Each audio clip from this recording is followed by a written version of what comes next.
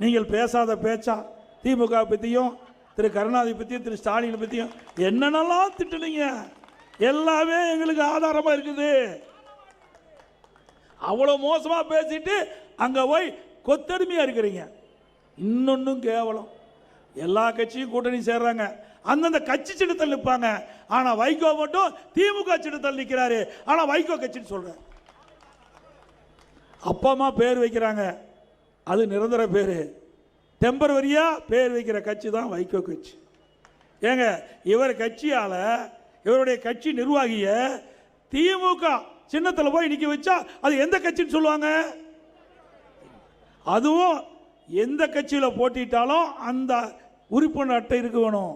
இந்த வைகோ அவருடைய கட்சியில் இருக்கின்றவர்கள் திமுகவோட கூட்டணி வச்சு திமுக சின்னத்தில்னா திமுக உறுப்பினர் அட்டை பெற்றிருந்தால் தான் அது செல்லும்.